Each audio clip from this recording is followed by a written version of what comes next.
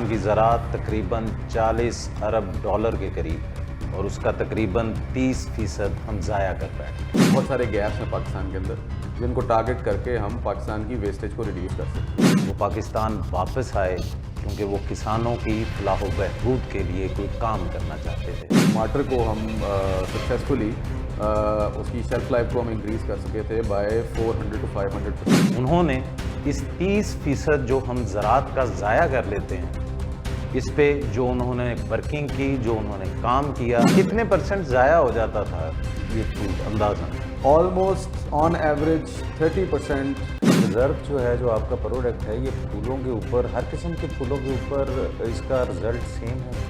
जी नहीं, ये डिपेंड करता है कि आपकी जो कमोडिटी है या फ्रूट वेजिटेबल या फ्लावर है उसकी अपनी जनरेशन कैसी है, उसकी अपनी रेस्पिरेशन कैसी है। और आलू को ख़राब होता किस तरह देख सकते हैं कि उस पर आलू पे एक कोट कर जाता है, स्प्राउटिंग स्टार्ट हो जाती है, उसको भी क्या ये कवर करता है सर? जी जी, उसी को ही कवर करता है। वकास साहब, ये किसान राब्ता के भी आप होली सोली ओनर हैं, उस बारे में क्या कहेंगे कि वो क्या है? किसान राब्ता एक एग्री बेस्ड एग्री प्लेटफॉर्म है जो कि फार्मर को डायरेक्टली लिंक करता है विद। तो वो पाकिस्तान की क्या तकदीर को बदल सकेंगे, किसानों की तकदीर को बदल सकेंगे? तकदीर बदलने वाला तो ऊपर वाला है, हम बस इंसान हैं, हम कोशिश कर रहे हैं। आज हमारे प्रोग्राम एक दस्तक में हम बात करेंगे पाकिस्तान की ज़राअत के मुतल्लिक। पाकिस्तान की ज़राअत तकरीबन 40 अरब डॉलर के करीब है और उसका तकरीबन 30% हम ज़ाया कर बैठते हैं। आज हमारे स्टूडियो में जो मेरे मेहमान हैं वो कनाडा से हैं, सिविल इंजीनियर हैं, मगर 2012 में वो पाकिस्तान वापस आए क्योंकि वो किसानों की फलाह व बहबूद के लिए कोई काम करना चाहते थे।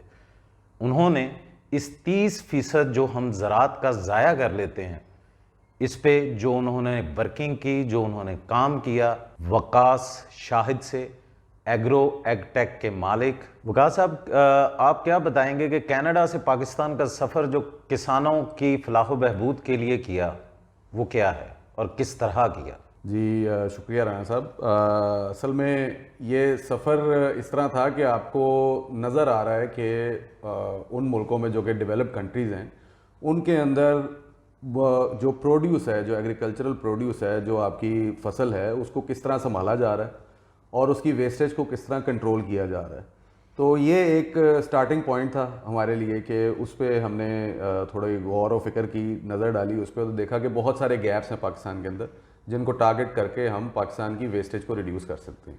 तो वकास साहब, आपने पाकिस्तान के अंदर एक आपका प्रोडक्ट है प्रिजर्व के नाम से, जो आपने इंट्रोड्यूस करवाया है कि किसान किस तरीके से अपनी सब्जियात जैसे कि टमाटर है, लेमन है, मैंगो है, कि इसको कोल्ड स्टोर की बजाय इसको किस तरह प्रिजर्व कर सकते हैं, उस बारे में क्या कहेंगे आप?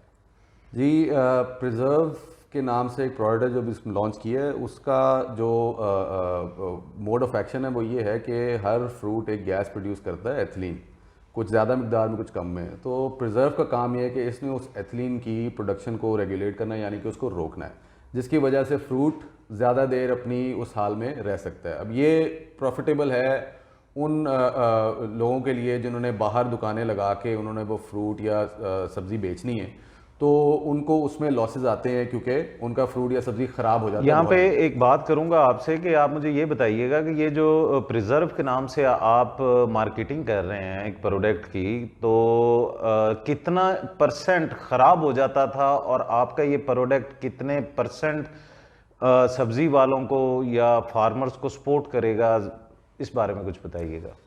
अंडर आइडियल कंडीशंस हमने ये देखा कि टमाटर जो है बहुत वॉलेटाइल है, उसकी प्राइस बहुत जल्दी ऊपर नीचे जाती है, और टमाटर को हम सक्सेसफुली उसकी शेल्फ लाइफ को हम इंक्रीज़ कर सके थे बाय 400 to 500%। यानी कि अगर 2 दिन रह रहा है तो वो 10 से 12 दिन अपने असली हाल में रह सकता है बाहर के एनवायरनमेंट में। तो अगर इस तरह देखा जाए तो ये एक ऐसा प्रोडक्ट है जो कि शायद एक वैल्यू क्रिएट कर सकता है, वेस्टेज को रिड्यूस कर सकता है मार्केट के अंदर, और ज़्यादा प्रॉफिटेबल हो सकता है उन वेंडर्स के लिए जो कि बाहर रख के अपना फ्रूट या वेजिटेबल सेल कर रहे हैं। कितने % ज़ाया हो जाता था ये फ्रूट अंदाजन?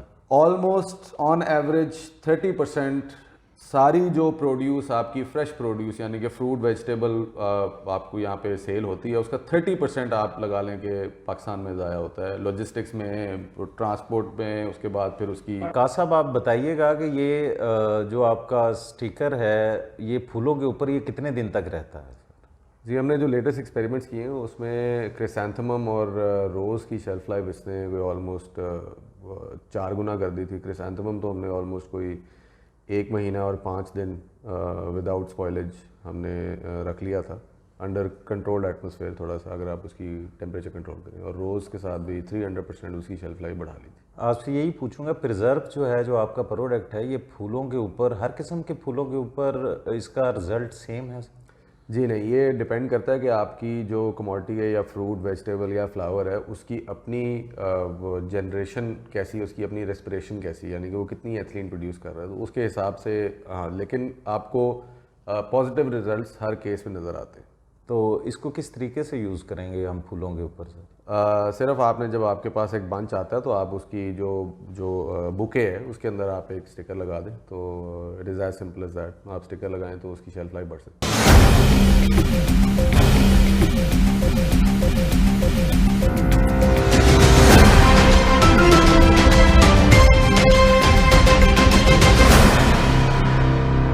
वेलकम बैक नाजरीन। अब हम वकास साहब से पूछेंगे कि मैजिक डस्ट क्या चीज़ है और उसको आलू की ढेरियों पर किस तरीके से यूज़ किया जाता है। कि बेसिकली आलू की जो ढेरी है वो पाकिस्तान के अंदर मौसम की वजह से 2 माह तक रख सकते हैं, उसके बाद आलू ख़राब होना शुरू हो जाता है जिससे ज़मींदार को नुकसान होता है। मगर मैजिक डस्ट के इस्तेमाल से वही ढेरी हम 3 माह 3.5 माह तक उसको असली हालत में आलू को रख सकते हैं। अभी जानते हैं वकास साहब से। जी वकास साहब, मैजिक डस्ट क्या चीज़ है?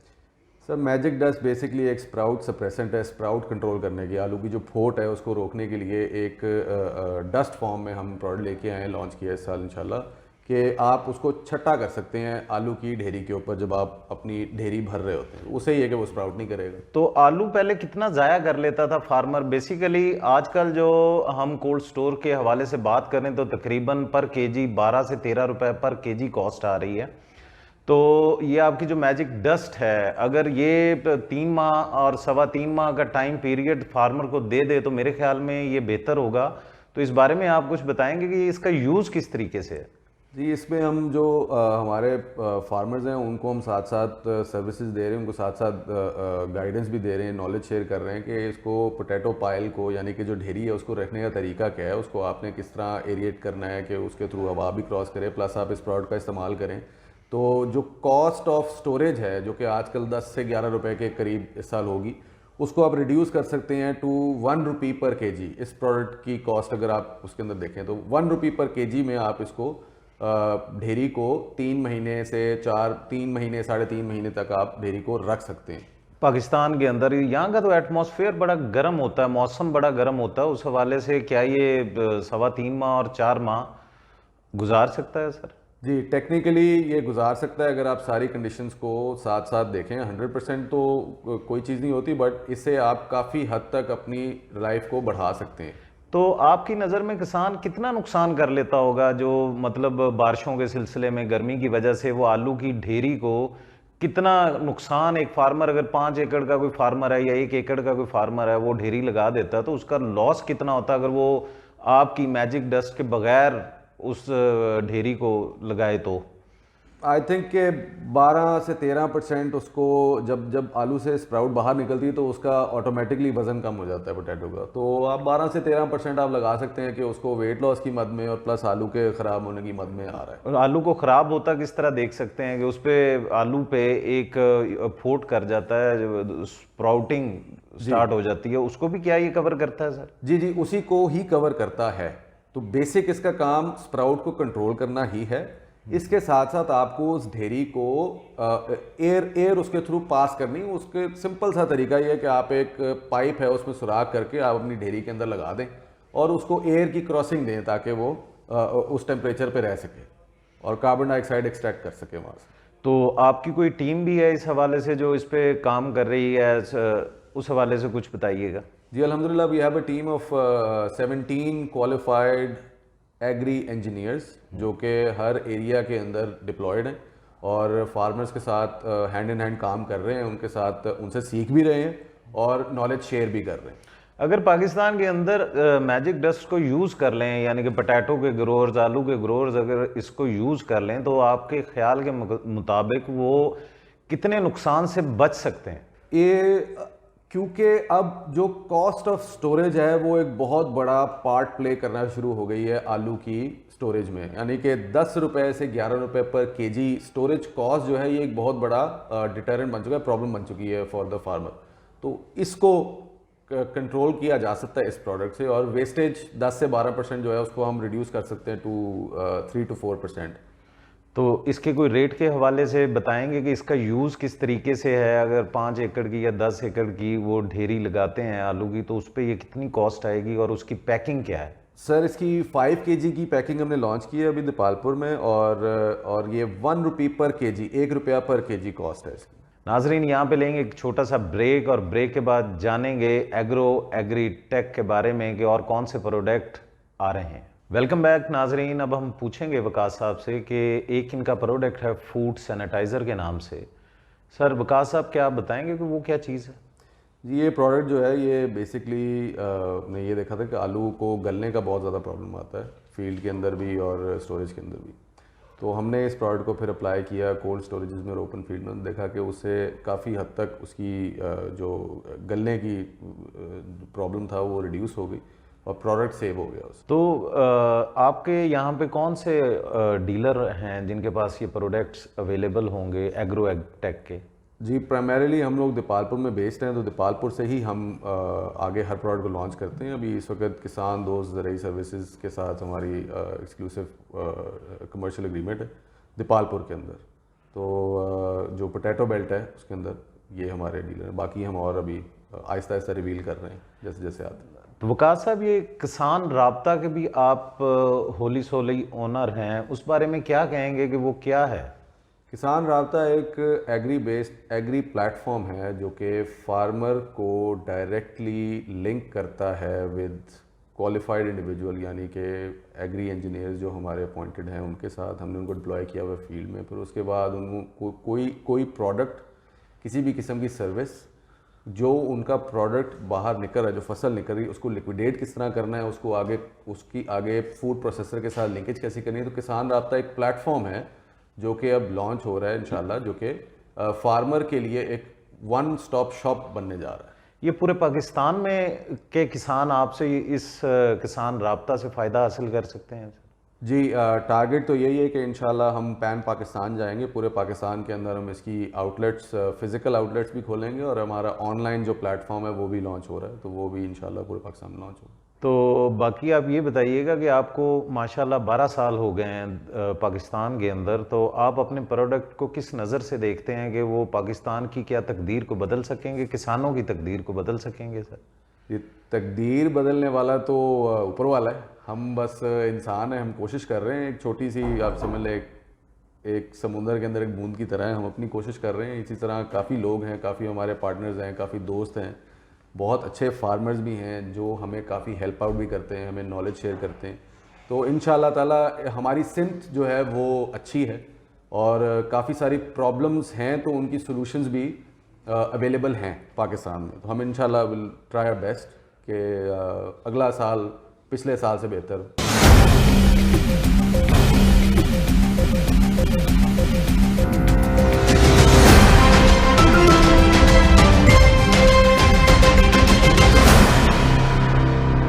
वेलकम बैक नाजरीन। अब हम वकास साहब से जानेंगे कि और कितने प्रोडक्ट इनकी पाइपलाइन में हैं। जी वकास साहब, क्या आप बताएंगे?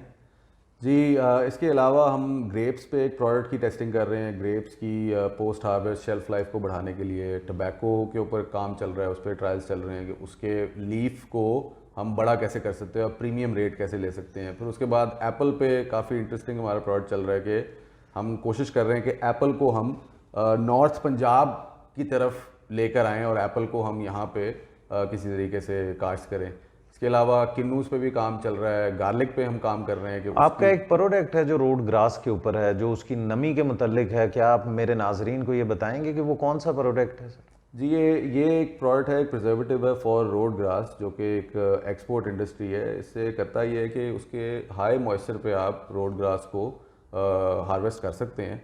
हाई मॉइस्चर पे जब आप उसको हार्वेस्ट करेंगे और आप उसको एक्सपोर्ट करेंगे तो आपको एक एक्स्ट्रा कट मिलने के भी चांसेस हैं और आपको अच्छा रेट मिलने के भी चांसेस हैं। अक्सर देखा गया कि एक्सपोर्ट जब हम करते हैं रोड ग्रॉस को तो उसके अंदर कई इश्यूज आ जाते हैं। उस हवाले से क्या कहेंगे आपके गर्म कंट्रीज को अगर ये भेजा जाए तो वो किस तरीके से आपका स्प्रे किया जा सकता है रोड ग्रास के ऊपर?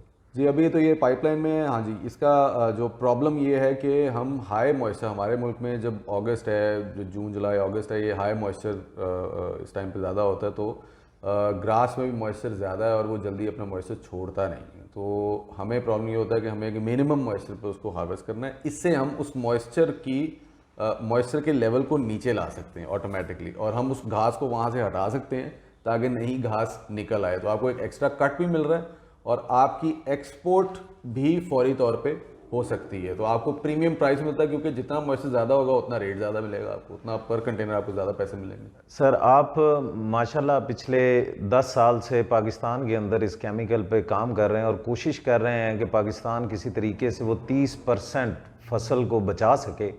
उस हवाले से कोल्ड स्टोर पे आपने काम किया, कोई केमिकल आपके स्टोर्स के हवाले में कुछ बताएंगे आप मेरे नाजरीन को? जी प्राइम बिजनेस तो हमारा जो जहाँ से स्टार्ट लिया था वो पोटैटो से लिया था कि आलू को स्प्राउट रोकने के लिए हमारे पास एक प्रोडक्ट था जिसको हम पाकिस्तान में मार्केट कर रहे थे।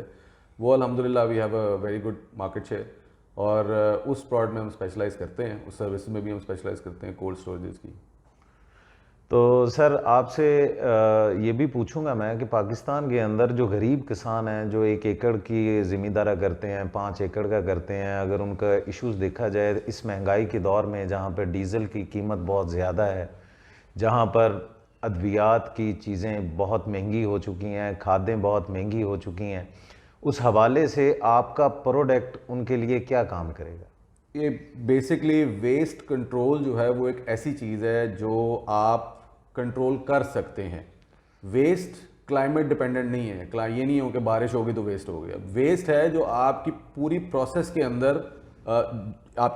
अंदर इंग्रेंड है, यानी कि वो वेस्ट हो रहा है, उसको आप चेंज नहीं कर। हमारा कोशिश ये है कि हम उस वेस्ट को चेंज कर दें। जो फसल पहले करना था वो कर लिया, आगे उसके साथ क्या होना है हमारी कोशिश है कि उसको कम करें, वो हमें ज़्यादा आसान लगता है। क्या आपके प्रोडक्ट की प्राइस उस गरीब की पहुंच में है सर?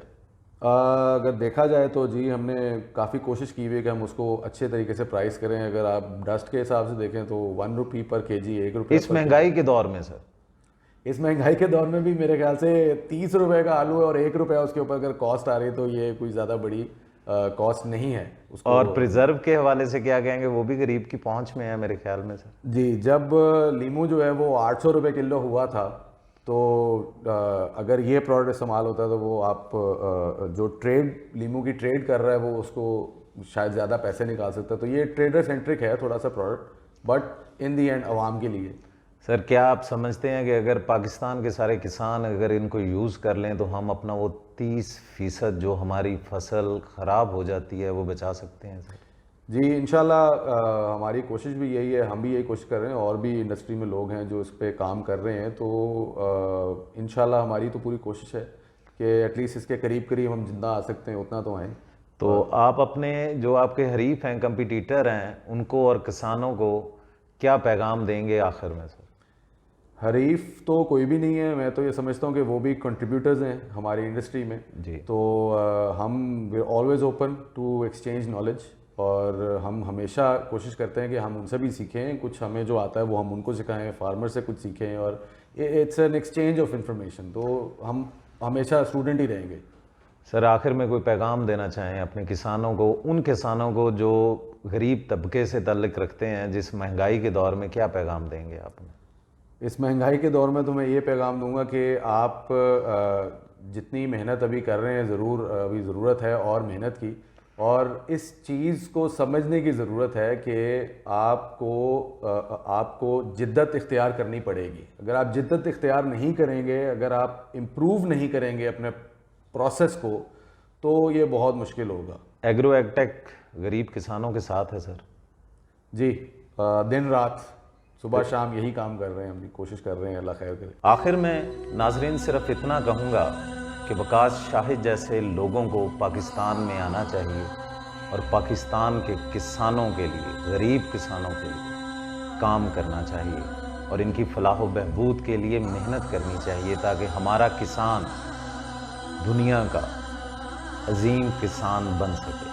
पूंछ लो अपने आंसू, दुआ करो एक ऐसे मुस्तकबिल की और आओ अपने हमसायों को साथ लेकर आओ और ये सूरज से जाके कह दो अपनी किरणों को गिन के रख ले, मैं अपने सहरा के जर्रे जर्रे को खुद चमकना सिखा रहा हूं। अपने नाजरीन से इजाजत चाहूंगा, आपका मेजबान राना बाबर मसूद।